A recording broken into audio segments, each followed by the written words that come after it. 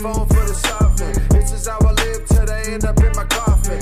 All right, guys, welcome back to Red Top Report. I'm your host, Joe Enders, and we got more reactions. We're really on the reactions train lately, Ronan. We've been hitting that hard. So, you know what? Let's just get right into it. Let's do it, dude. Meghan Markle has been upset and overwhelmed by portrayal on South Park episode. And what's the subtitle? Meghan Markle and Prince Harry's portrayal on Wednesday's South Park episode could have legal ramifications, according to a royal expert. Oh, yeah? According to a royal expert? Well, is she going to be suing as an American? Or are they saying, like, how can Britain sue people in the United States making a cartoon? That's not how it works. What are they violating international law? What? By making fun of, you can't make fun of somebody across country lines. That's just stupid. Well, do you know what the portrayal was? What they did? Like, would you like to see it, Joe? We have it? I happen to have it queued up. Oh, well, let's check it out then. Toronto, it's good morning, Canada. It has been several months now since our beloved Queen has died. All Canadians are finding it hard to go on. All Canadians, that is, except for our first guest, the Prince and his wife. We want privacy! We want privacy! The irony. Thanks for having us on the show. It's so awesome to be here. It's great. So let me start with you, Sam. You've lived a life with the royal family. You've had everything handed to you, but you say your life has been hard, and now you've written all about it in your new book, Where?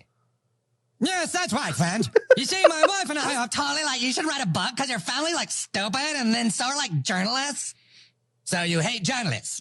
That's right. And now you wrote a book that reports on the lives of the royal family. Right. So you're a journalist. We just want to be normal people. All this attention is so hard. Isn't it true, sir, that your questionable wife has her own TV show and hangs out with celebrities and does fashion magazines? What are you suggesting? Well, I just think some people might say that your Instagram-loving bitch wife actually doesn't want her privacy. How dare you, sir? My Instagram-loving wife has always wanted her privacy. And you know what else? To hell with Canada. We are leaving. We'll go find some quiet place where we can be normal people. Come on, wife. We want privacy. We want privacy. We want privacy. Yo, South Park is funny, man. It's degenerate, you guys. There's like lots of inappropriate stuff in it. Not for kids, probably not for even adults, but I've always laughed at South Park skits and stuff. They do some funny political stuff.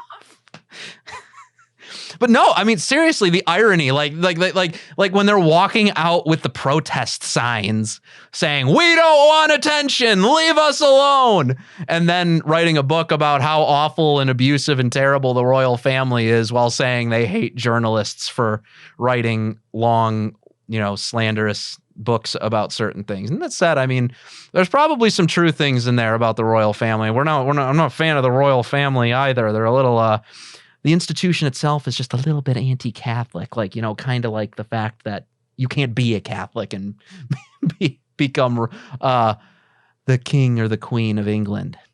Yikes. Before we get started, Church Militant Store is your one-stop shop for all things Catholic.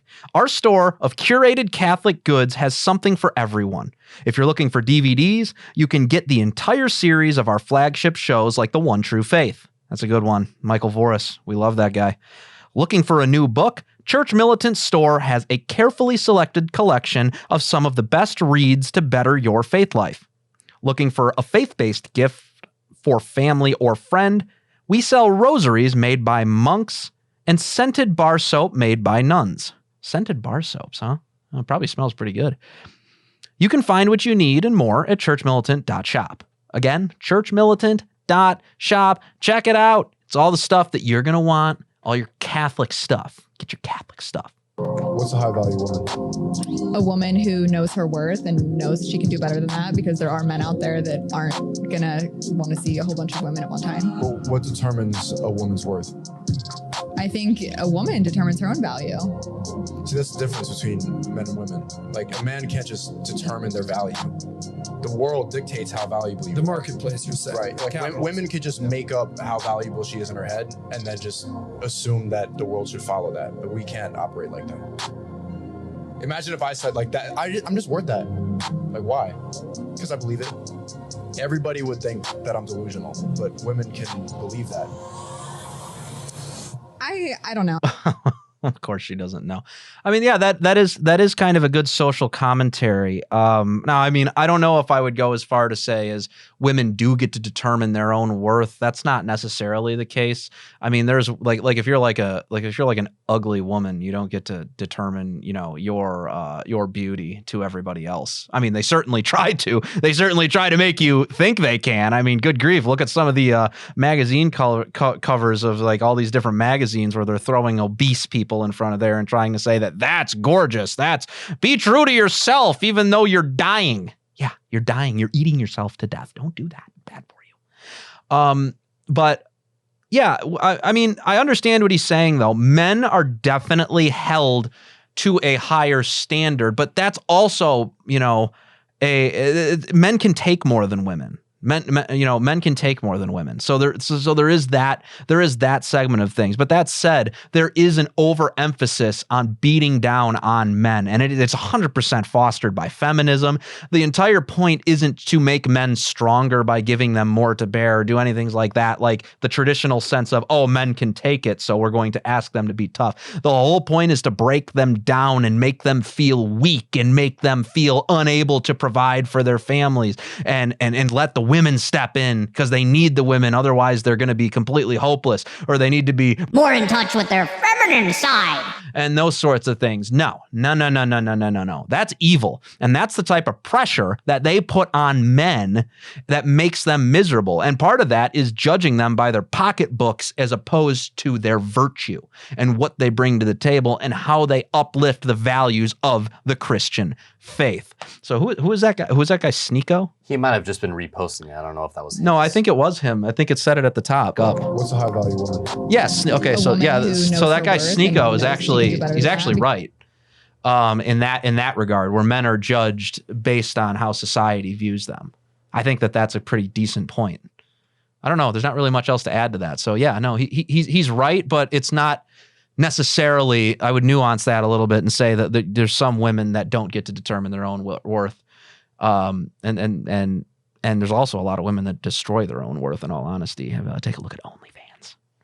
What do we got next? This is going to be your bonus. So. Oh, we're at the bonus already. We're just flying. We're flying through this. We're just knocking these out. We're out here right now. This was posted frequency. This was posted unironically. Haha. Holy cow! Normies are so F. I don't know what that means. I blacked out the rest of that word. Oh, really? I'll let you fill in the blank. Yeah, I can take a guess on what that might be.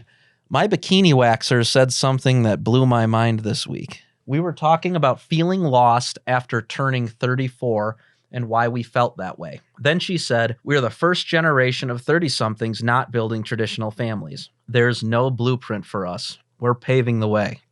Yeah, we're paving the way, all right.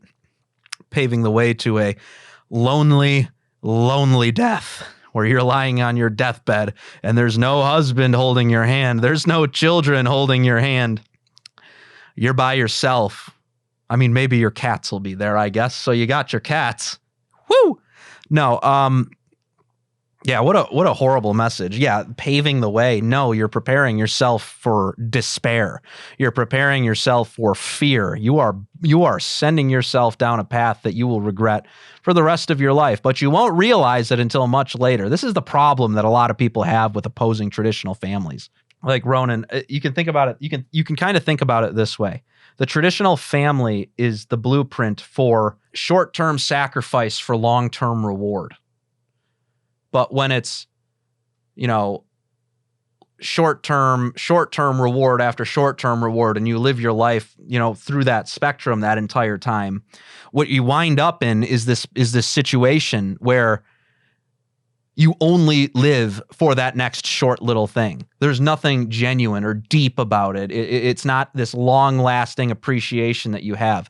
There isn't a genuine love behind anything you do. Like you'll hear like Chelsea Handler or something go on about how much she loves Thai food or something like that. It's possible to remain childless and alone.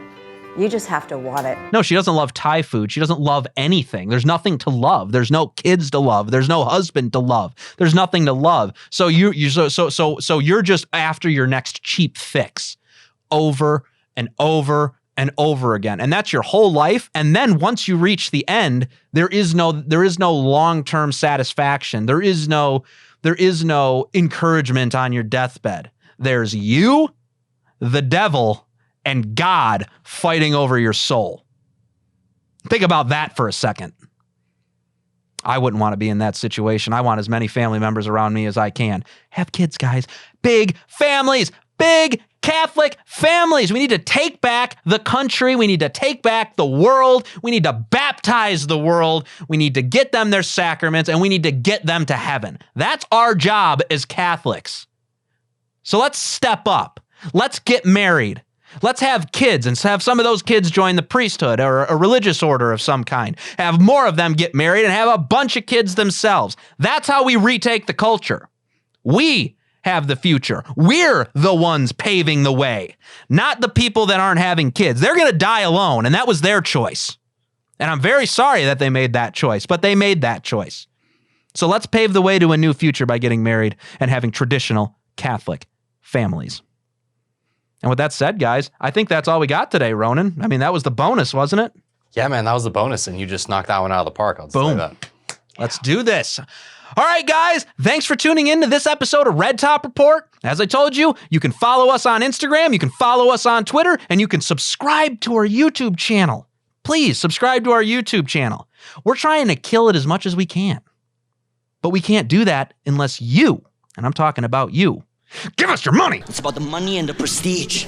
And when you give us your money, you can go to buymeacoffee.com. You can do a monthly donation or you can do a single donation to help ensure that this podcast continues going forward. And with that said, guys, that's all we got for today. God bless you guys and have a good one.